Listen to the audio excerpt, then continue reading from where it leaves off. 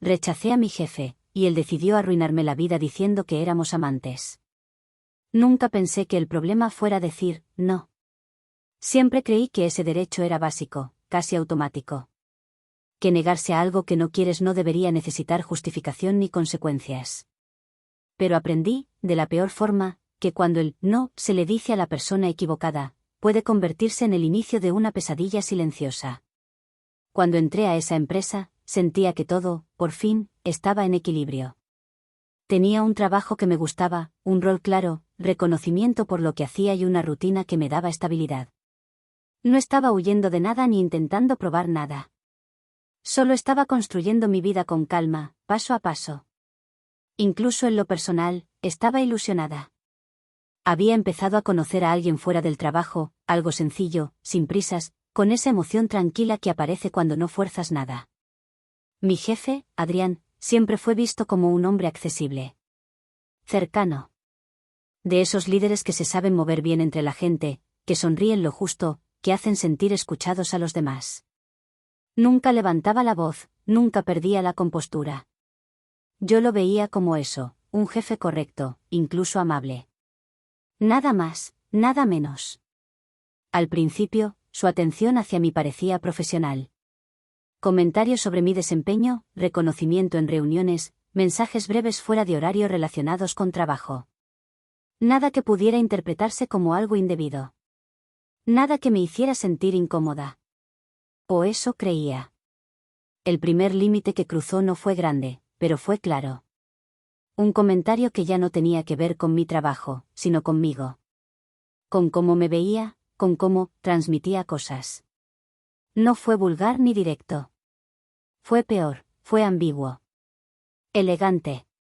Fácil de negar si yo reaccionaba mal. Yo no dudé. Respondí con educación, pero con firmeza. Le dejé claro que no estaba interesada, que no buscaba nada personal, que además estaba conociendo a alguien. No hubo reproches.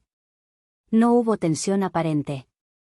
Adrián sonrió, dijo que entendía, que respetaba mi decisión, que no pasaba nada. Yo le creí. Creí que ese momento incómodo quedaría ahí, como una anécdota breve, mal calibrada, olvidable. Me fui a casa esa noche tranquila, convencida de que había hecho lo correcto y de que, en un entorno profesional, eso bastaba. Pero a partir de los días siguientes, algo empezó a sentirse distinto. No fue inmediato ni evidente. Fue una suma de pequeñas cosas. Miradas que se apartaban demasiado rápido. Conversaciones que se detenían cuando yo me acercaba. Sonrisas tensas.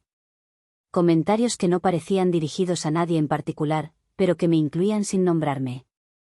Al principio pensé que estaba imaginando cosas. Me dije que estaba sensible, que estaba proyectando inseguridades donde no las había. Hasta que entendí que no era una sensación aislada. Era un ambiente que se estaba transformando sin que yo supiera exactamente por qué.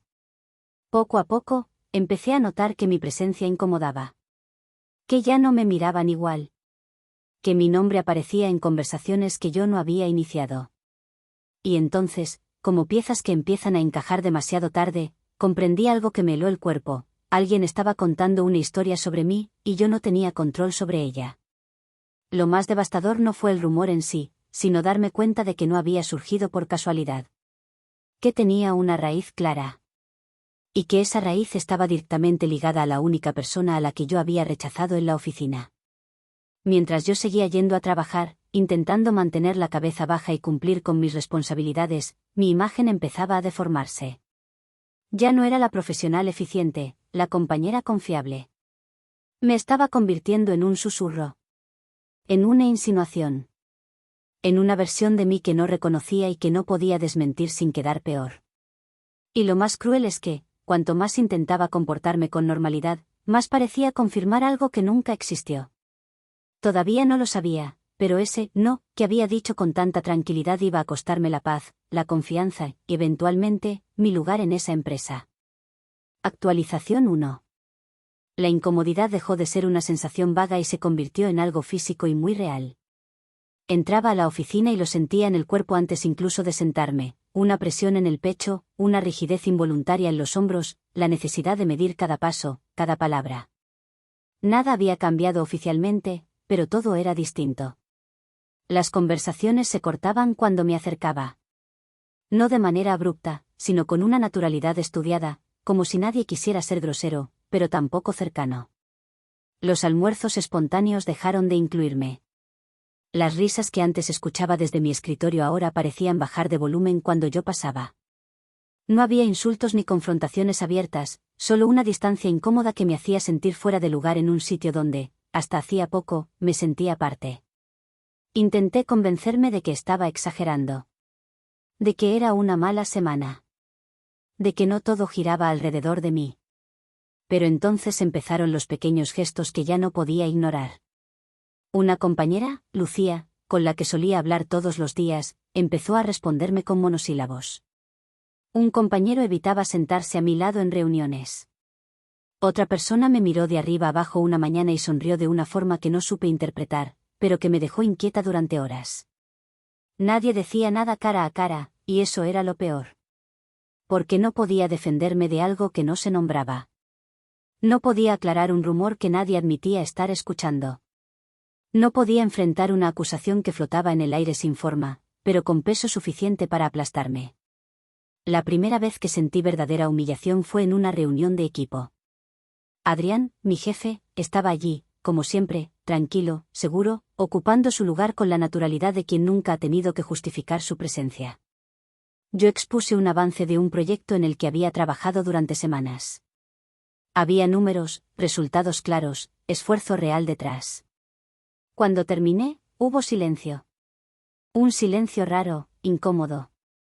Bueno, dijo alguien finalmente. Supongo que eso explica algunas cosas.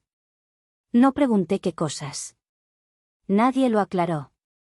Adrián no intervino. No corrigió. No frenó la insinuación. Solo pasó al siguiente punto del día como si nada hubiera ocurrido. Ahí entendí que el silencio ya no era neutral. Era complicidad.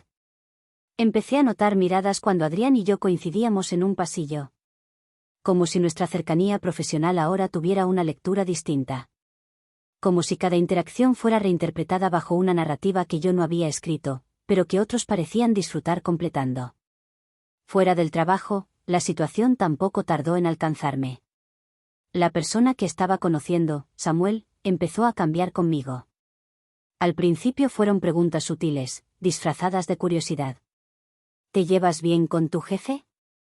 ¿Trabajan mucho juntos? Respondía con normalidad, sin imaginar hasta dónde había llegado el rumor. Hasta que una noche, después de cenar, me miró con una mezcla de incomodidad y duda que me partió en dos. Hoy alguien me preguntó algo raro, me dijo. Algo que no supe cómo responder. Le pedí que me lo dijera. Dudó unos segundos. Me preguntaron por redes sociales, si era verdad que estabas con alguien del trabajo. Sentí un calor violento subir por mi pecho. Rabia, vergüenza, impotencia. Todo al mismo tiempo. Le expliqué. Le conté lo del rechazo, lo del cambio de ambiente, lo que estaba viviendo. Me escuchó, pero ya no era lo mismo. No porque no me creyera, sino porque la duda, una vez sembrada, no desaparece del todo. Y yo lo sabía. Esa noche lloré de rabia. No de tristeza. De rabia pura. De esa que aprieta los dientes y hace temblar las manos. Rabia por estar pagando un precio que nunca acepté. Rabia por haber hecho lo correcto y aún así estar perdiendo cosas. Al día siguiente pedí una reunión con recursos humanos.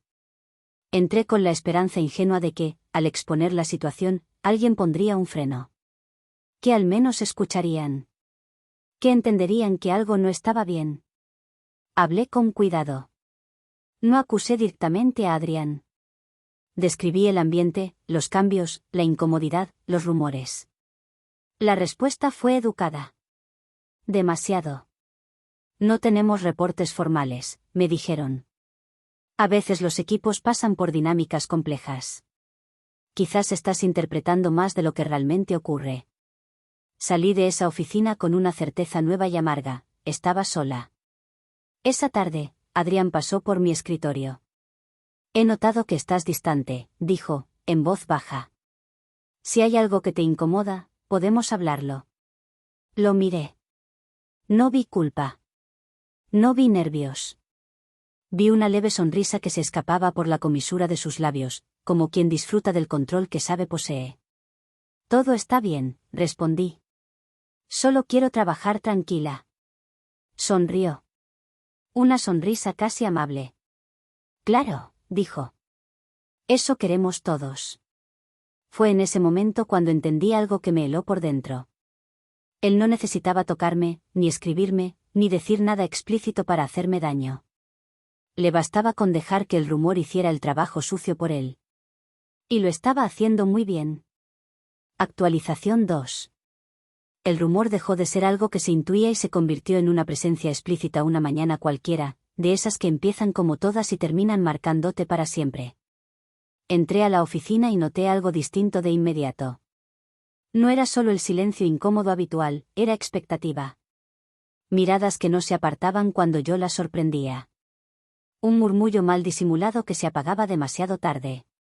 Sentí ese viejo reflejo de enderezar la espalda, de no darles el gusto de verme afectada, aunque por dentro ya estaba ardiendo. Me senté, abrí el correo, intenté concentrarme. No pasaron ni 15 minutos cuando recibí un mensaje interno de María, una compañera con la que nunca había tenido demasiada confianza. Oye, ¿todo bien contigo y Adrián? Leí esa frase varias veces. El corazón me empezó a latir fuerte, pero no rápido, pesado. Respondí con cautela. Sí, ¿por qué? Tardó unos segundos en contestar. Es que, se está comentando que ustedes están juntos. Que por eso te han dado ciertos proyectos. Sentí como si alguien me hubiera tirado agua helada encima. No lloré, pero los ojos me ardían. Cerré los ojos unos segundos y respiré hondo. Cuando los abrí, algo en mí había cambiado. Ya no estaba confundida. Estaba furiosa. Me levanté de la silla y caminé directo a la oficina de Adrián. No pedí permiso, ni anuncié mi llegada. Abrí la puerta con más fuerza de la necesaria. ¿Qué está pasando? Pregunté, sin saludar. Él levantó la vista con aparente sorpresa. Cerró el portátil con calma excesiva. ¿A qué te refieres? Hay gente diciendo que estamos juntos. ¿Qué me beneficiaste por eso? ¿Qué esto es? Me costó terminar la frase, un favor personal. Se recostó en la silla. Cruzó los brazos. La gente habla, dijo, quitándole peso al asunto. No puedo controlar lo que otros inventan. Pero si puedes desmentirlo, respondí. Y no lo has hecho. Hubo un silencio corto. Peligroso. No pensé que fuera tan grave, dijo finalmente. Si reacciono, solo lo hago más grande. Ahí exploté. ¿No es grave que estén cuestionando mi trabajo? ¿Mi reputación? ¿Mi vida personal? La voz me temblaba, pero no bajé el volumen. Esto empezó cuando te dije que no y tú lo sabes. Su expresión cambió apenas. Lo justo para confirmarlo todo. Ten cuidado con lo que insinúas, dijo, ahora más frío. Estás cruzando una línea. La línea la cruzaste tú, respondí. Cuando dejaste que me convirtieran en un chisme para proteger tu ego. No recuerdo exactamente en qué momento alzamos más la voz. Solo sé que alguien abrió la puerta. Luego otra persona apareció detrás. La escena ya no era privada. Y Adrián lo notó. Baja el tono, me dijo. Estás haciendo un espectáculo. Esa frase fue la chispa. El espectáculo lo empezaste tú, grité. Yo solo estoy pagando las consecuencias. Alguien llamó a seguridad. No porque él estuviera en peligro, sino porque yo estaba alterada. 2 guardias entraron. Me pidieron que me calmara. Que saliera un momento. ¿Ven? Dijo Adrián, mirando a los demás. Esto es lo que digo. Me sacaron de la oficina como si yo fuera el problema. Como si no llevara semanas aguantando miradas, comentarios, silencios cómplices. En el pasillo, con el pecho subiendo y bajando de rabia, sentí como todo se desmoronaba. Recursos Humanos apareció poco después. Vamos a tener que pedirte que te tomes el resto del día, me dijeron. Esto no fue apropiado. ¿Y él? Pregunté. ¿Qué pasa con él? Hablaremos con Adrián por separado. Supe en ese instante que, hablar, no significaba consecuencias. Salí del edificio con las manos temblando. Llamé a Samuel sin pensarlo. Contestó al segundo. No puedo más, le dije. Me están destruyendo ahí dentro. Esa noche, por primera vez, pensé seriamente en renunciar. No porque fuera culpable, sino porque estaba agotada de pelear contra algo que nadie quería nombrar. 2 días después, me llamaron para una reunión formal. La empresa había investigado. No encontraron pruebas de acoso. No encontraron evidencia de rumores malintencionados. Me sugirieron replantear mi rol y considerar otras oportunidades internas para bajar tensiones. Adrián seguía en su puesto.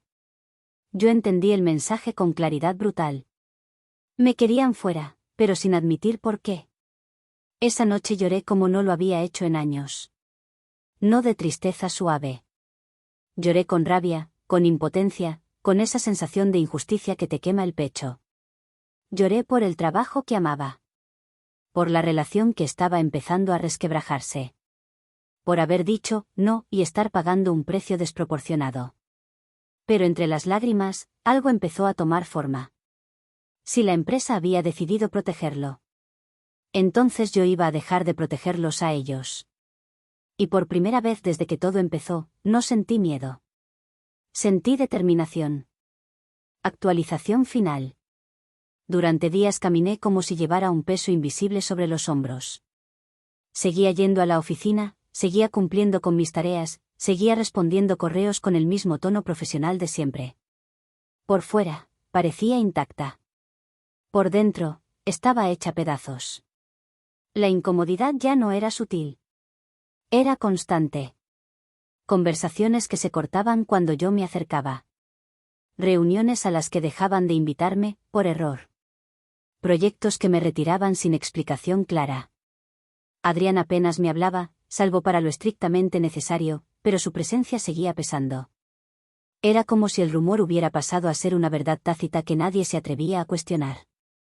Samuel también empezó a notarlo. Al principio intentó ser comprensivo, pero las dudas se colaron sin pedir permiso. Preguntas que no eran acusaciones, pero dolían igual. Silencios más largos y una distancia emocional que no existía antes. No es que no te crea, me dijo una noche. Es que todo esto, es demasiado. No supe qué responder. Porque lo entendía, porque yo misma estaba viviendo algo que parecía sacado de una historia ajena. Fue esa noche, después de colgar el teléfono, cuando tomé una decisión distinta. No impulsiva. No emocional. Una decisión fría. Pedí una consulta con un abogado laboral. Llegué con una carpeta improvisada, correos, mensajes, fechas, nombres. Pensé que me diría que no había mucho que hacer, que sería mi palabra contra la de él. En cambio, escuchó en silencio y luego me dijo algo que me hizo enderezar la espalda. Esto no es solo un rumor, dijo. Es represalia. Y la empresa tiene responsabilidad directa. Por primera vez en semanas, sentí aire. Empecé a documentarlo todo con precisión quirúrgica. Cada comentario. Cada exclusión. Cada reunión en la que Adrián seguía teniendo poder sobre mi trabajo después de que yo lo había señalado. Recursos Humanos había sido notificado. La empresa había decidido no actuar. Eso ya no era negligencia, era complicidad. Mientras tanto, Adrián cambió de estrategia. Un día me llamó a su oficina. Cerró la puerta. Bajó la voz. Esto se nos fue de las manos, dijo. Nadie quería que terminara así. A ti te convenía, respondí. A mí no. Me pidió que dejáramos las cosas ahí. Que pensara en mi futuro. Que no arruinara mi carrera por un malentendido. Me habló de reputaciones, de lo difícil que es volver a empezar. Era una amenaza disfrazada de consejo. Lo miré sin responder. Ya no sentía miedo. Sentía asco. 2 semanas después, presenté mi renuncia. No fue una huida. Fue una jugada calculada. Salí con un acuerdo temporal, con todo firmado, con copias de cada documento. La empresa respiró aliviada. Pensaron que el problema se había ido con la persona incómoda. Se equivocaron. El día que mi abogado envió la demanda formal, todo explotó. Acoso laboral. Difamación. Represalias. Negligencia institucional. La empresa intentó contactarme. Adrián también. Llamadas perdidas. Correos urgentes. Mensajes que pasaron de defensivos a suplicantes en cuestión de horas.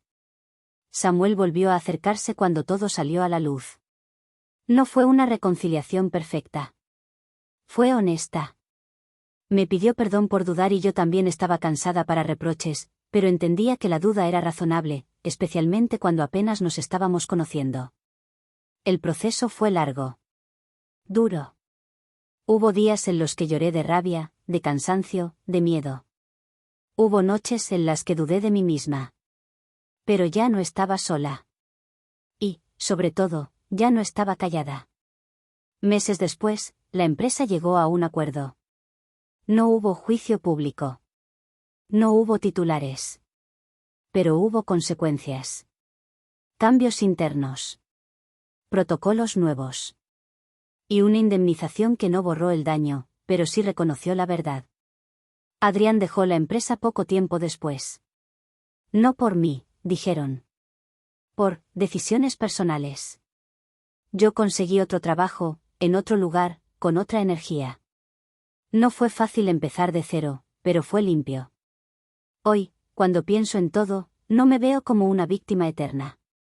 Me veo como alguien que aprendió, de la forma más dura, que decir no debería costarte la dignidad.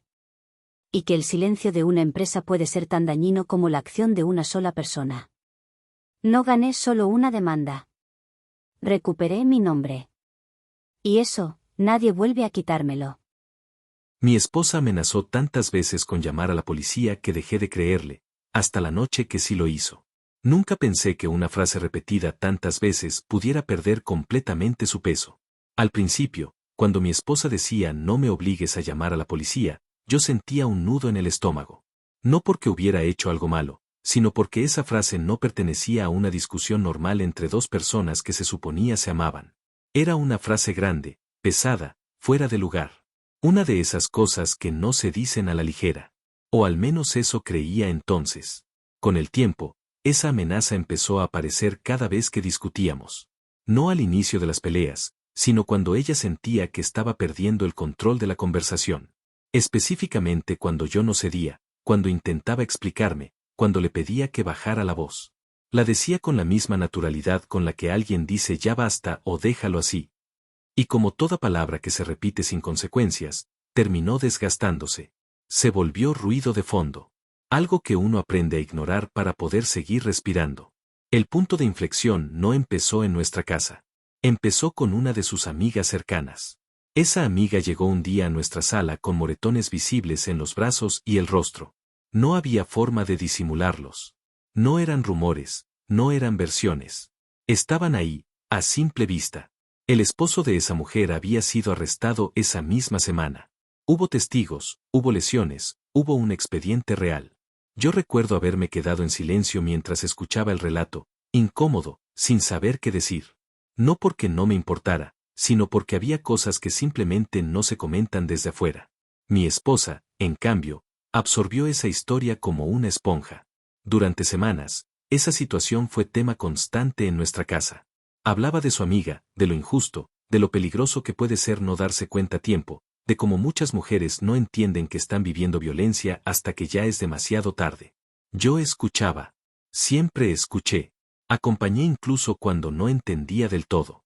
Lo que no supe ver fue cómo esa historia empezó a filtrarse lentamente en nuestra relación, como una sombra que no nos pertenecía, pero que se instaló igual. Fue después de eso cuando las discusiones empezaron a cambiar de tono. No gritábamos antes. Podíamos levantar la voz, sí, como cualquier pareja cansada después de un día largo, pero nunca hubo insultos, nunca hubo humillaciones, nunca crucé esa línea. Aún así, ella empezó a decir cosas como esto también es violencia o no tienes que golpearme para que sea abuso. Al principio pensé que estaba procesando lo de su amiga, que necesitaba hablarlo, entenderlo. Pero con el tiempo esas frases dejaron de ser reflexiones y empezaron a convertirse en acusaciones veladas. Cada desacuerdo se reinterpretaba. Cada tono elevado se volvía sospechoso. Cada intento mío de defender mi punto era visto como intimidación.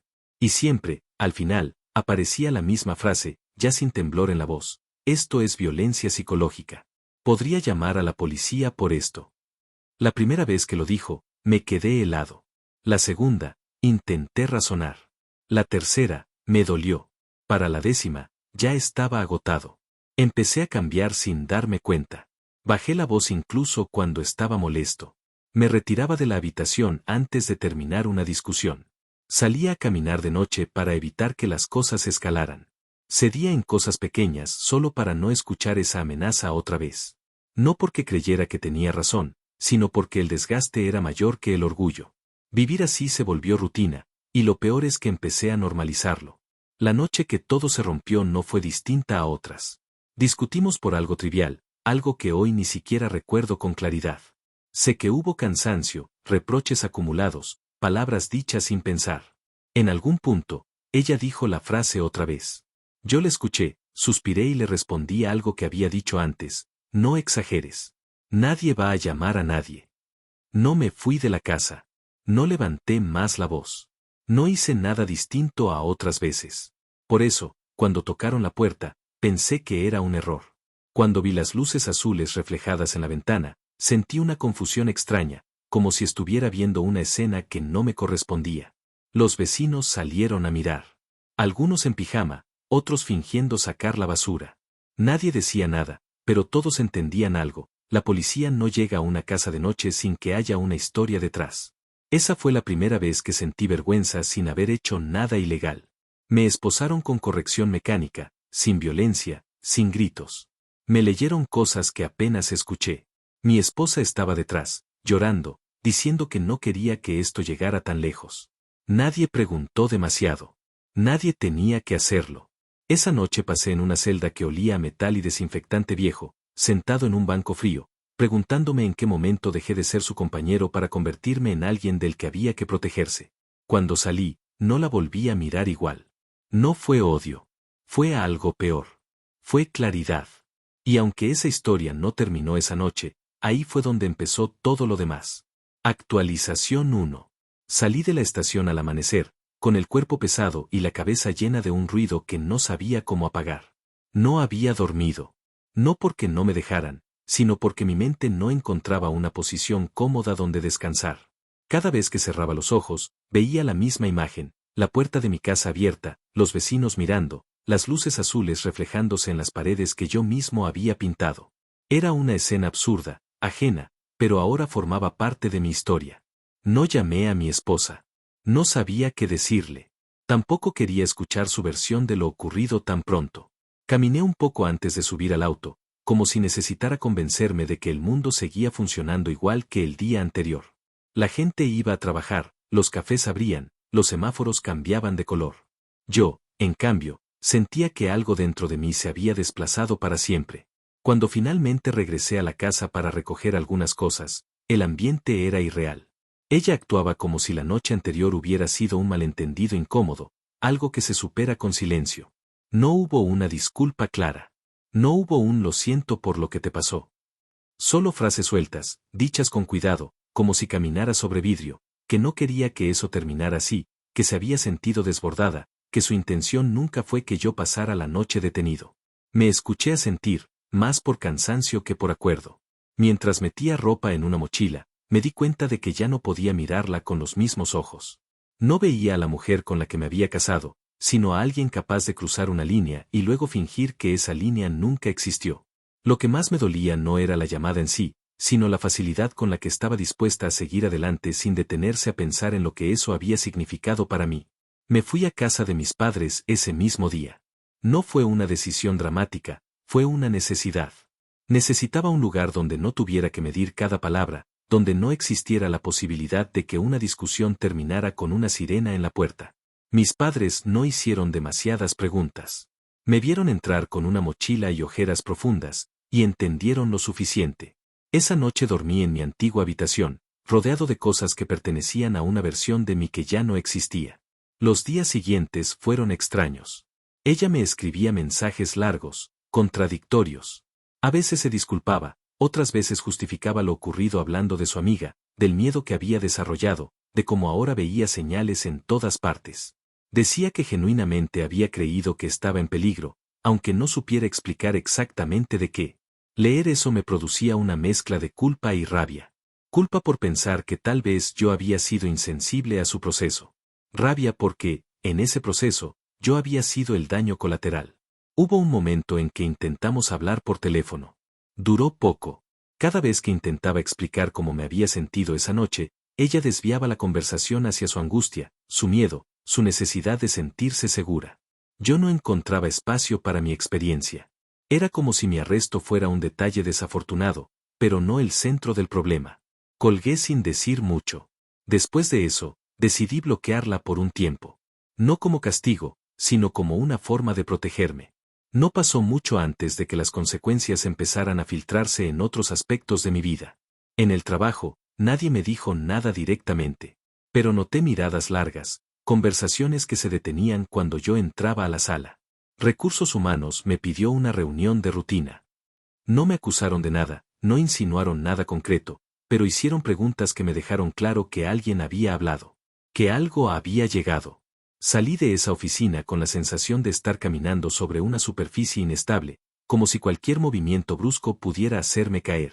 Fue en medio de ese desgaste cuando ocurrió algo que todavía hoy me cuesta procesar. Una tarde, semanas después del arresto, mi esposa apareció sin avisar en casa de mis padres. Dijo que necesitaba hablar conmigo, que no podía seguir así. Yo dudé, pero accedí a salir al porche para no armar una escena. La conversación empezó calmada, casi frágil. Me pidió perdón. Dijo que se había equivocado, que había proyectado cosas que no nos correspondían. Por un momento, sentí esa esperanza peligrosa que aparece cuando uno quiere creer que las cosas pueden arreglarse. Entonces le dije que necesitaba tiempo, que no estaba listo para volver, que había cosas que no podía olvidar tan fácilmente. Fue ahí cuando algo se quebró en ella. Su voz cambió, su cuerpo se tensó. Me dijo que yo le estaba castigando, que la estaba torturando, que estaba exagerando, que no podía vivir con alguien que la hacía sentirse culpable por protegerse. Antes de que pudiera reaccionar, me empujó. No fue un golpe fuerte, pero fue real. Tropecé hacia atrás, sorprendido más que herido. Por un segundo, nos miramos sin decir nada. En su rostro vi miedo, pero también algo más, incredulidad. Como si ni ella misma pudiera creer lo que acababa de hacer. Mis padres salieron al escuchar el ruido. Ella se fue rápidamente, llorando, diciendo que todo se estaba saliendo de control. Nadie llamó a la policía. Nadie lo sugirió siquiera. Más tarde, cuando conté lo ocurrido a un amigo cercano, me miró con una expresión incómoda y dijo algo que todavía resuena en mi cabeza. ¿Está seguro de que no fue mutuo? Ese fue el momento en que entendí lo solo que estaba. Poco después empecé terapia. No porque quisiera arreglar la relación, sino porque ya no podía cargar con todo eso solo. En las primeras sesiones casi no hablaba. Me limitaba a describir los hechos, como si contarlos sin emoción los hiciera más manejables.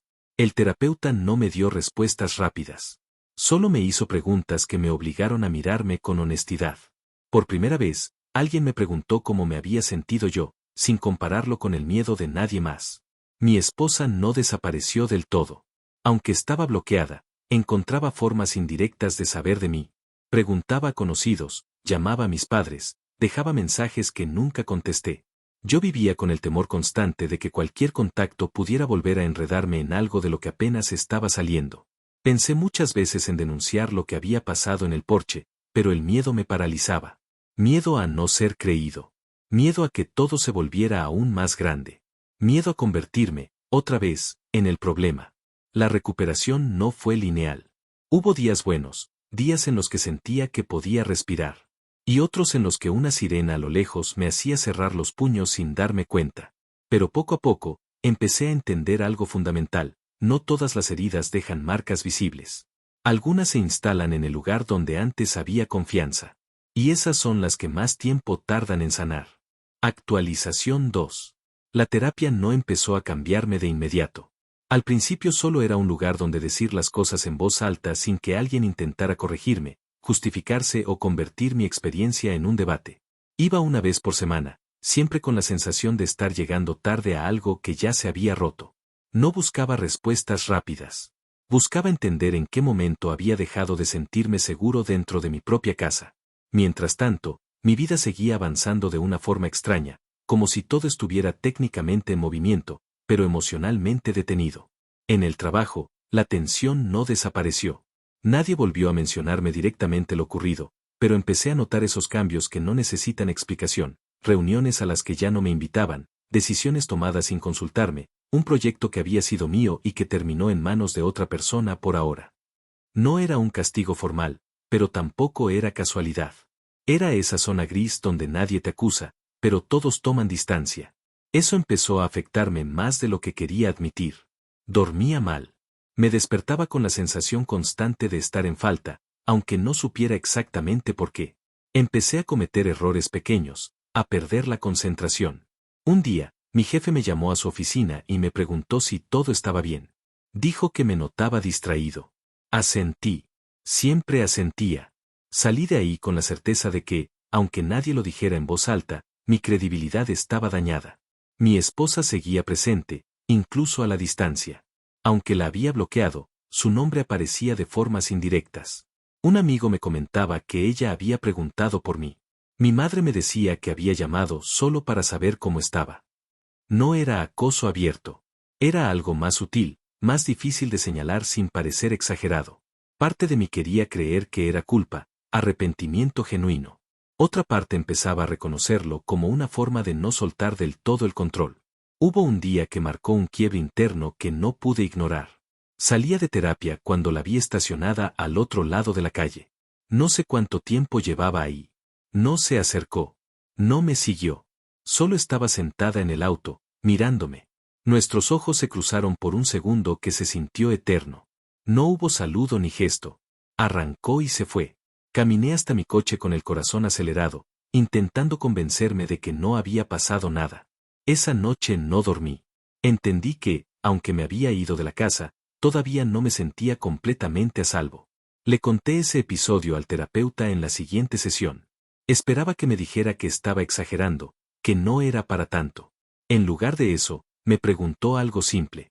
¿Qué sentiste cuando la viste? La respuesta salió antes de que pudiera pensarla. Miedo.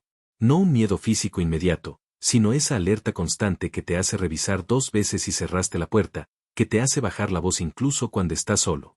Fue la primera vez que acepté que lo que había vivido me había cambiado más de lo que estaba dispuesto a reconocer. Esa aceptación vino acompañada de algo inesperado, rabia. No una rabia explosiva, sino una más fría, más clara. Empecé a repasar mentalmente los meses anteriores, las discusiones, las amenazas dichas casi en broma, las veces que cedí para evitar problemas. Me di cuenta de que había pasado demasiado tiempo tratando de no incomodar a alguien que no había tenido el mismo cuidado conmigo. Fue en ese periodo cuando entendí algo que había estado evitando nombrar: seguir casados ya no tenía sentido. No hubo una discusión final. No hubo una escena dramática. Hubo una certeza silenciosa. Me di cuenta de que ya no podía reconstruir nada mientras existiera la posibilidad de que una diferencia terminara otra vez con una llamada, con una denuncia, con una versión de mí que yo no reconocía. Hablé con un abogado semanas después, sin urgencia ni rabia. El divorcio no fue una pelea. Fue una confirmación. A partir de ese momento, empecé a referirme a ella como lo que ya era, mi ex. No porque hubiera dejado de importarme de golpe, sino porque el vínculo había cambiado de forma irreversible. Aún así, seguía sin atreverme a denunciar lo que había pasado. Cada vez que el pensamiento aparecía, lo aplastaba con el mismo argumento: nadie me iba a creer. No siendo hombre. No con un antecedente como el mío. Tenía miedo de que dar ese paso solo confirmara la versión que otros ya se habían hecho de mí. Mi estado emocional empeoró antes de mejorar. Dejé de salir con amigos. Cancelaba planes a último momento.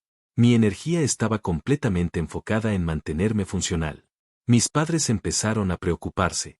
Una noche, Mi madre me preguntó si yo estaba bien de verdad. No supe qué responderle.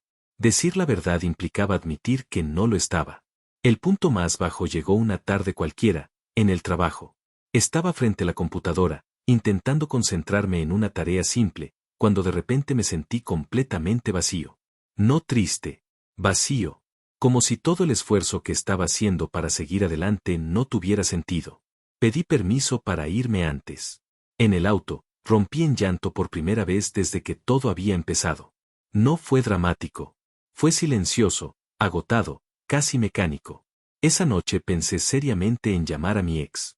No para volver. No para discutir. Solo para pedirle que me dejara en paz. Marqué el número y lo borré. Me di cuenta de que todavía le tenía miedo. No a ella directamente, sino a lo que cualquier contacto podía volver a desatar. En terapia, poco a poco, empecé a reconstruir algo parecido a una identidad. Hablamos de límites, de responsabilidad emocional, de cómo una experiencia traumática no justifica dañar a otros. Empecé a entender que podía sentir compasión por el miedo que ella había absorbido de su amiga, sin aceptar que eso se usara como arma contra mí. Hubo días buenos. Días en los que volvía a reírme sin culpa. Y otros en los que una sirena a lo lejos me hacía tensar el cuerpo sin darme cuenta. Pero algo estaba cambiando, ya no vivía esperando el próximo estallido. Al final de esa etapa entendí algo esencial: sanar no era solo alejarme de ella. Era dejar de vivir como si, en cualquier momento, alguien pudiera volver a tocar a mi puerta con una acusación. Y aunque todavía no sabía cómo iba a terminar todo, por primera vez sentí que estaba avanzando, aunque fuera despacio. Actualización final. Hubo un momento, no sabría decir exactamente cuándo, en el que dejé de contar los días desde la última vez que había pensado en ella. No fue una decisión consciente ni una victoria repentina. Simplemente ocurrió. Una mañana me desperté y, por primera vez en mucho tiempo, mi primer pensamiento no fue revisar el teléfono, ni anticipar una llamada inesperada, ni repasar mentalmente conversaciones que nunca volvieron a suceder. Fue un detalle pequeño, casi insignificante, pero marcó el inicio de algo distinto. La terapia seguía siendo parte de mi rutina, aunque ya no iba con la urgencia de quien siente que se está hundiendo. Empecé a hablar menos del arresto, menos de las discusiones, y más de mí. De cómo había aprendido, desde mucho antes de mi matrimonio, a minimizar mis propias incomodidades para no generar conflicto. De cómo confundí la paciencia con la resignación. De cómo, cuando las amenazas empezaron, no las enfrenté porque creí que el amor implicaba aguantar, entender, esperar a que el otro se calmara. El terapeuta me dijo algo que no olvidaré. No ignoraste las señales porque fueras ingenuo. Las ignoraste porque confiabas. Esa frase me dio una paz inesperada. Durante mucho tiempo me había castigado por no haber reaccionado antes, por no haberme ido a la primera amenaza, por no haber tomado medidas cuando todavía parecía exagerado hacerlo. Entender que no fue debilidad, sino confianza mal colocada, me permitió soltar una parte del peso que llevaba encima. En el trabajo, las cosas se estabilizaron, aunque nunca volvieron a ser exactamente como antes. Recuperé responsabilidades poco a poco, sin grandes anuncios ni disculpas formales. Aprendí a documentar todo, a protegerme, a no dar nada por sentado. No me gustaba esa versión más cautelosa de mí, pero entendí que era temporal. No todo cambio es retroceso, algunos son aprendizaje forzado. Mi ex seguía apareciendo en los márgenes de mi vida. No de forma invasiva, no como antes. Era más bien una presencia lejana, casi fantasmal. Sabía de mí por terceros, preguntaba cómo estaba, si seguía en terapia, si parecía mejor. Nunca volvió a buscarme directamente después de que dejé claro que necesitaba distancia. Parte de mí agradecía ese límite tardío, otra parte no podía dejar de pensar en todo lo que habría cambiado si ese respeto hubiera existido antes. Un día recibí un correo suyo. No fue impulsivo ni dramático. Era largo, reflexivo. Reconocía que había proyectado el miedo que le dejó la historia de su amiga. Admitía que había confundido señales, que había cruzado límites que no debió cruzar.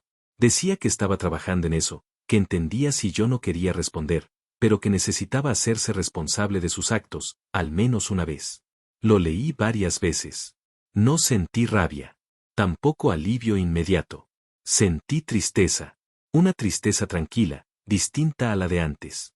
No por lo que fue, sino por lo que ya no podía ser. Llevé el correo a terapia. El terapeuta me preguntó qué me generaba. Pensé un momento antes de responder. Me pide que cierre algo que yo todavía estoy acomodando, dije. Y no sé si puedo hacerlo por ella. Ahí entendí algo clave. Durante toda la relación había puesto mis tiempos después de los suyos. Incluso ahora, el impulso de responder venía más del hábito que del deseo real. No necesitaba explicarle nada más. No necesitaba justificar mi distancia. Necesitaba respetarla. Pasaron varios días antes de que respondiera. Cuando lo hice, fue breve. Agradecí la honestidad. Reconocí el esfuerzo. Le deseé que siguiera trabajando en sí misma.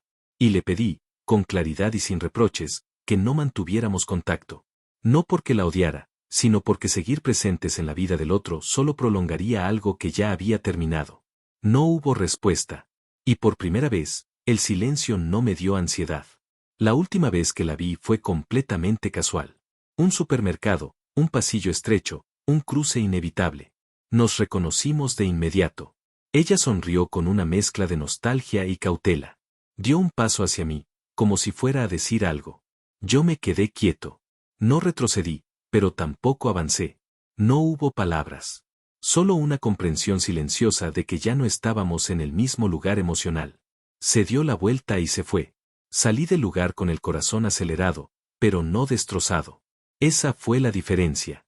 Esa noche, al llegar a casa, me senté en silencio y pensé en todo lo que había pasado. En la noche en la celda. En las miradas de los vecinos. En el miedo de hablar demasiado alto. En cómo una amenaza repetida puede convertirse en una jaula invisible. Y entendí algo que me costó mucho aceptar. No me rompió la llamada a la policía. Me rompió la sensación de que, en cualquier momento, alguien a quien amaba podía usar el sistema para silenciarme. Hoy sigo en terapia. Sigo reconstruyendo mi confianza, no solo en otros, sino en mí mismo. Mi vida no es perfecta. Todavía hay días difíciles. Pero ya no vivo con miedo. Ya no camino midiendo mis palabras. Ya no confundo amor con aguante. No escribo esto para demonizar a nadie. Sé que el miedo puede distorsionar la realidad. Sé que el dolor ajeno puede contaminar relaciones sanas. Pero también sé que nada justifica convertir a tu pareja en una amenaza potencial. A veces, amar implica irse. Y entender eso fue el cierre que necesitaba, aunque no fuera el que imaginé cuando todo empezó. Descubrí que todos sabían que mi esposo me engañaba, incluso su familia. Nunca revisé el teléfono de mi esposo. No porque fuera mejor persona que nadie, sino porque jamás sentí la necesidad. Nuestra relación no era perfecta, pero funcionaba muy bien, según yo. Yo tenía mi trabajo, mis horarios, mis responsabilidades. Él tenía los suyos. Éramos dos adultos compartiendo una vida, no dos personas vigilándose. O eso creía. La primera grieta no fue una discusión ni un mensaje sospechoso. Fue una sugerencia absurda en Instagram. Estaba sentada en el sofá, con el teléfono en la mano, pasando historias sin prestar demasiada atención, cuando la app me sugirió seguir una cuenta que no reconocía. El nombre era familiar, pero no lograba ubicarlo del todo. Tardé unos segundos en entenderlo, era mi suegra. O mejor dicho, una cuenta secundaria suya. Una que yo no conocía. Me pareció raro. Ella siempre fue muy cuidadosa con lo que compartía públicamente, especialmente conmigo. Dudé unos segundos antes de tocar el perfil. No sé qué esperaba encontrar, pero no era eso. La primera historia era una foto tomada en su comedor. Reconocí la mesa, las sillas, el cuadro torcido en la pared. En la imagen aparecía una mujer joven, sentada con una naturalidad que me incomodó al instante. No posaba. No parecía invitada. Parecía de la casa. El texto decía algo simple, domingos así. Sentí una molestia vaga, todavía sin forma. Pensé que quizá era una amiga lejana, alguien del barrio. Estuve a punto de cerrar la app y seguir con mi día. Pero deslicé a la siguiente historia. Ahí apareció mi esposo. No estaba haciendo nada explícito. No había abrazos exagerados, ni nada que pudiera señalar sin parecer paranoica. Estaba de pie detrás de ella, inclinado ligeramente hacia adelante, con esa postura relajada que solo tiene cuando está cómodo. Demasiado cómodo. La distancia entre ellos era mínima. La intimidad, evidente. El estómago se me cerró. No rompí en llanto, solo me quedé mirando la pantalla más tiempo del que debería, como si al observar con suficiente atención pudiera convencerme de que estaba exagerando. Cerré Instagram. Lo abrí de nuevo. Volví al perfil. Las historias seguían ahí. Había más fotos. Algunas eran antiguas. Otras recientes. En varias, la mujer aparecía en la casa de mi suegra. En algunas, en reuniones familiares donde yo no recordaba haber estado. En una, incluso, estaba sentada en mi lugar habitual. Ese detalle fue el que más me dolió. No porque el asiento importara, sino porque nadie había pensado en moverla. Empecé a revisar fechas. Horas. Comentarios. Todo de forma silenciosa, metódica. No confronté a nadie. No llamé a mi esposo. No escribí a mi suegra. Cuanto más miraba, más claro se volvía algo que no quería aceptar, eso no era nuevo. No era una aventura improvisada. Era una presencia estable. Aceptada. Integrada. La herida no llegó de golpe. Llegó en capas. Descubrí que esa mujer había estado en comidas familiares mientras yo no podía ir. Que había pasado fines de semana completos en la casa de mi suegra. Que mi esposo aparecía en las fotos con la naturalidad de alguien que no siente que esté haciendo algo mal. Y lo peor, que nadie parecía incómodo con eso. Todos sabían y apoyaban la relación. Esa fue la conclusión más difícil de tragar. No era solo una infidelidad. Era una decisión colectiva. Una reconfiguración silenciosa donde yo ya no encajaba. Me habían sacado del cuadro sin avisarme. No dormí esa noche. Tampoco la siguiente. Pasé días funcionando en automático, yendo al trabajo, respondiendo mensajes, sonriendo cuando era necesario. Mientras tanto, guardaba capturas, tomaba notas mentales, reconstruía una historia que había ocurrido a mis espaldas. Cuando finalmente enfrenté a mi esposo, no hice una escena. Le mostré una sola foto. Una. Bastó.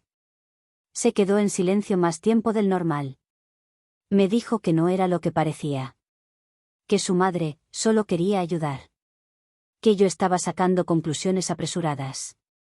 Y luego, sin mirarme, dijo algo que confirmó todo lo que ya sabía, que tal vez lo mejor era hablar de una separación. Se fue de la casa esa misma noche. Con una mochila. Con prisa. Como si el plan ya estuviera ensayado. Pensé que eso sería el final del choque, pero me equivoqué. Volvió días después, alterado, desesperado. Dijo que la situación se le estaba yendo de las manos. Que su familia estaba presionándolo. Que yo tenía que irme. Que la casa no era realmente mía. No le abrí. Golpeó la puerta. Gritó. Intentó forzarla.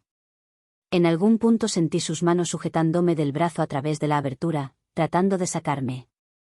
Un vecino salió. Gritó que llamaría a la policía. Yo lo hice primero. Mientras esperaba a que llegaran, con el corazón desbocado y el cuerpo temblando, entendí algo con una claridad dolorosa: no solo me habían engañado. Habían planeado mi salida, quedarse con lo que habíamos construido. Y ahora que el plan no estaba funcionando como esperaban, estaban perdiendo el control. Esa noche no decidí vengarme. Decidí no perder. Actualización 1. La policía llegó rápido. Demasiado rápido para alguien que todavía estaba tratando de entender en qué punto su vida se había desviado tanto. Mi esposo estaba en el pasillo, respirando agitado, explicando su versión con frases cortas y mal armadas. Yo me quedé detrás, con los brazos cruzados, sintiendo el latido en las manos. El vecino que había salido a ayudar se quedó a un lado, firme, sin exagerar nada. Dijo exactamente lo que había visto: los golpes en la puerta, los gritos, el intento de entrar por la fuerza. No añadió nada. No necesitó hacerlo. No hubo arresto, pero sí hubo advertencias. Hubo miradas serias. Hubo esa frase que cae como una losa: señor, váyase esta noche. Cuando se fue, por segunda vez en menos de una semana, lo vi distinto. Ya no era el hombre seguro que creía tener el control de la situación. Era alguien al que el plan se le estaba desarmando en las manos. Esa noche dormí poco, pero dormí mejor que los días anteriores. No por alivio, sino por claridad. Algo se había quebrado definitivamente, y curiosamente no fui yo. Finalmente estaba conociendo al hombre con el que me había casado. A la mañana siguiente hice algo que no había hecho antes, abrí una carpeta. No en mi computadora, sino en mi cabeza. Empecé a ordenar los hechos. Fechas. Mensajes. Ausencias. Comentarios sueltos que antes había pasado por alto. La historia empezó a adquirir una forma concreta, y cuanto más clara se volvía, menos espacio había para la culpa. No confronté a nadie, no publiqué nada, no hablé con su familia, me limité a observar. Su madre dejó de subir historias durante unos días. Luego volvió, con fotos cuidadosamente neutras, como si pudiera borrar el rastro de lo anterior. La otra mujer desapareció del perfil, pero no del entorno. Amigos en común empezaron a comportarse raro. Mensajes cortos, silencios prolongados, nadie preguntaba cómo estaba yo, nadie se disculpaba. Eso también decía mucho. Mi esposo empezó a escribirme con un tono distinto. Ya no era defensivo, era suplicante. Decía que necesitábamos hablar, como adultos, que todo se estaba saliendo de control, que su familia solo había querido ayudar, que yo estaba exagerando las cosas. Me pidió que dejara de hacer un escándalo, lo cual me resultó casi irónico, considerando que yo no había dicho nada públicamente. Fue entonces cuando entendí algo clave: ellos necesitaban que yo reaccionara mal. Que gritara. Que llorara. Que me volviera la esposa inestable de su narrativa, que me volviera loca. Mi silencio los descolocaba. Hablé con un abogado sin decírselo a nadie. No porque quisiera destruirlo, sino porque necesitaba saber exactamente dónde estaba parada. Descubrí que la casa no era tan fácilmente suya como él creía. Que las cosas que su familia había estado planeando no eran tan simples. Que el cuento que se habían contado entre ellos tenía grietas legales importantes. No les dije nada de eso. Mientras tanto, el vecino que me había ayudado esa noche pasó a preguntar si estaba bien. No fue invasivo, no fue curioso, fue humano, me ofreció su número, por si acaso. Acepté. No pensé mucho en ello en ese momento, pero su presencia se volvió una especie de ancla inesperada en medio del caos. Alguien que había visto la escena y no había intentado reinterpretarla. Mi esposo volvió a aparecer sin avisar una semana después. Esta vez no gritó. Lloró y mucho. Dijo que todo se había complicado, que la otra mujer no estaba reaccionando bien, que su madre estaba presionándolo para resolver la situación, que yo estaba haciendo todo más difícil de lo necesario. Me pidió que fuera razonable, que pensara en el bien de todos. Ahí fue cuando supe que la venganza no iba a ser gritar más fuerte. Iba a ser esperar.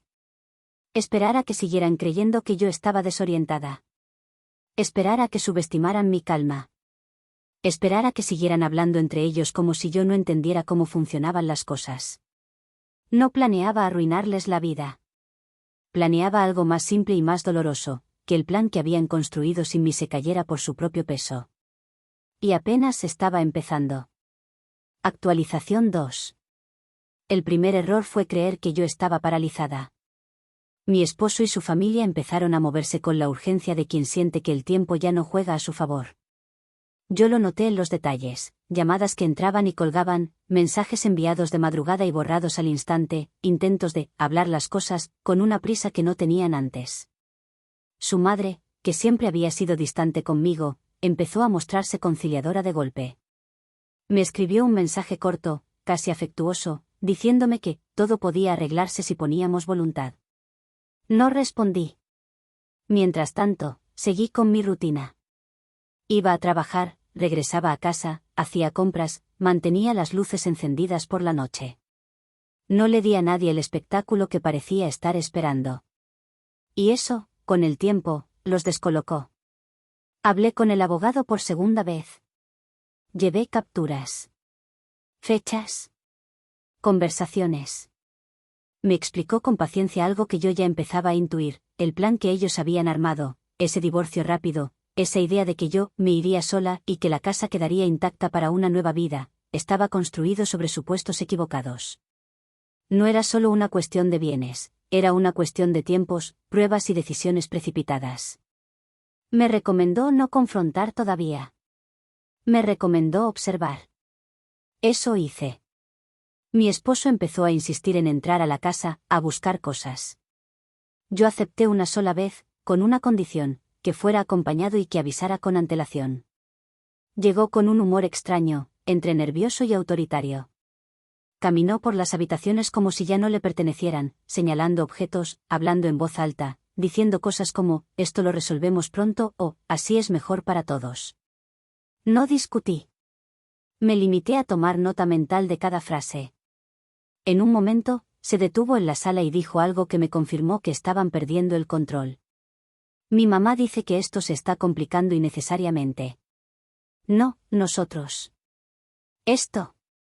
Como si yo fuera un obstáculo administrativo. Esa misma semana, la otra mujer volvió a aparecer. No en redes, esta vez, en la vida real. La vi salir de la casa de mi suegra mientras yo estaba estacionando al frente. Había ido a terminar de llevarle algunas cosas a mi futuro ex esposo. No me vio. O fingió no hacerlo. Llevaba una bolsa con cosas, como alguien que entra y sale con confianza. Me quedé unos segundos dentro del auto, respirando hondo, sintiendo como la rabia subía y bajaba sin encontrar un lugar donde asentarse. Fue entonces cuando entendí que la venganza no iba a ser exponerlos públicamente en ese momento. Iba a ser impedir que se sintieran cómodos. El siguiente episodio con la policía ocurrió de forma distinta al primero. Más silencioso, más peligroso. Mi casi ex esposo volvió una noche tarde, sin avisar. Dijo que necesitaba hablar ahora. Le pedí que se fuera. No gritó. Empujó la puerta. Yo me interpuse. Sentí su mano sujetándome del brazo con fuerza, no para golpearme, sino para moverme. Ese gesto, tan breve, tan controlado, fue suficiente para que algo dentro de mí se encendiera. Me zafé y marqué el número sin dudar. Esta vez no lloré mientras esperaba. Me quedé firme, con la espalda contra la pared. El vecino volvió a salir. Dijo, otra vez, exactamente lo que había visto. Mi esposo cambió de tono al instante. Pasó de insistente a derrotado. Los agentes fueron claros. No hubo medias tintas. Se fue con una advertencia más dura y la recomendación explícita de no volver. Esa noche dormí profundamente por primera vez en semanas. A partir de ahí, todo se aceleró. Él empezó a enviar mensajes contradictorios, disculpas, reproches, promesas, amenazas veladas. Su madre dejó de escribirme. La otra mujer desapareció de los alrededores. Y yo, por fin, empecé a mover mis piezas. Inicié el proceso legal en silencio. Reuní documentos. Protegí lo que me correspondía. Cambié cerraduras. Informé a mi trabajo de forma preventiva, sin dramatismos, sin acusaciones. Me aseguré de que la narrativa no se construyera sin mí. El vecino, el mismo que había salido ambas noches, se convirtió en alguien más presente. No de forma romántica todavía, no de inmediato. Más bien como una presencia estable, alguien con quien podía hablar sin sentirme juzgada, alguien que no necesitaba explicaciones largas. A veces coincidíamos sacando la basura. O caminando al perro. En medio de todo, esa normalidad se volvió un refugio inesperado. Mi casi ex esposo me llamó una última vez esa semana. Sonaba cansado. Desgastado. Me dijo que no entendía por qué yo estaba haciendo esto tan difícil. Le respondí con una calma que me sorprendió incluso a mí. Porque no era la trama de una novela barata, era de mi vida de la que estábamos hablando. Colgué antes de que pudiera responder. Para entonces, ya no tenía dudas. La venganza no era quitarles algo por la fuerza. Era no ceder. Era obligarlos a enfrentar las consecuencias de haber decidido mi salida sin consultarme. Era demostrarles que yo no era la pieza débil que podían mover de un tablero a otro. Y todavía faltaba el cierre. Actualización final. El día que todo terminó no hubo gritos ni escenas. Hubo papeles, muchos papeles. Llegué a la oficina del abogado con una carpeta que ya no me pesaba en las manos.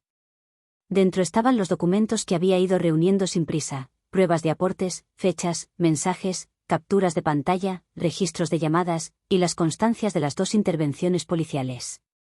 Nada espectacular. Nada dramático. Solo hechos. Cuando los colocamos sobre la mesa, entendí algo que me dio una calma extraña: el plan que habían armado sin mí no sobrevivía a la luz. Mi esposo se enteró esa misma semana. No por mí.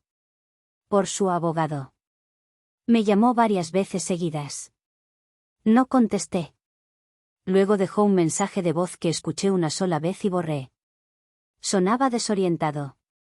Me acusaba de hacer un problema de todo, de hacerlo público, de dejarlo mal parado. No entendía, o fingía no entender, que el problema nunca fue la exposición, sino la conspiración. Su madre intentó intervenir una última vez. Me escribió un mensaje largo, cargado de frases suaves y reproches camuflados, que la familia debía mantenerse unida, que yo estaba reaccionando desde el orgullo, que todo podía resolverse si era razonable. Le respondí con una sola línea, educada y definitiva, que a partir de ese momento toda comunicación debía ser por vía legal. No hubo réplica. El golpe real llegó cuando se dieron cuenta de que la casa no era una ficha que pudieran mover a voluntad. Que no podían sacarme, como habían planeado. Que la idea de una transición limpia, yo fuera, ella dentro, la vida continuando sin ruido, no existía. Mi futuro ex esposo empezó a descomponerse. Perdió la compostura en correos. Se contradijo en audiencias. Dijo cosas que no debía decir. La desesperación lo volvió torpe y un poco loco. La otra mujer desapareció del mapa familiar casi tan rápido como había sido integrada. No por lealtad hacia mí, sino porque el escenario ya no era cómodo. El romance que había crecido a la sombra de una salida ordenada no resistió el caos. La familia, que la había recibido con sonrisas y comidas dominicales, dejó de postearla en redes. No hubo disculpas. Hubo silencio. Ese silencio fue su manera de reescribir la historia. Yo seguí con mi vida. Cambié rutinas. Fortalecí límites. Me concentré en el trabajo. Empecé a dormir sin sobresaltos. El vecino, el mismo que había salido aquella primera noche, siguió ahí, presente de forma tranquila. Caminatas cortas. Conversaciones simples, sin ninguna prisa. En medio de tanto ruido emocional, esa calma se volvió valiosa. No fue un romance inmediato ni una promesa. Fue algo mejor, había sido quien yo había necesitado cuando hacía falta el apoyo. El cierre legal llegó semanas después, sin épica. Firmas. Acuerdos claros. Consecuencias. Cuando salí del edificio, respiré hondo y sentí que el peso que había cargado durante meses se soltaba de golpe. No sentí euforia. Sentí dignidad. Mi esposo intentó verme una última vez, para hablar. Dijo que necesitaba entender cómo habíamos llegado a esto. Le respondí por escrito, sin ironía, que no había nada que entender, porque lo habían decidido sin mí desde el principio. Que yo solo había llegado a tiempo para no perder. No volví a mirar el perfil de Instagram de mi suegra.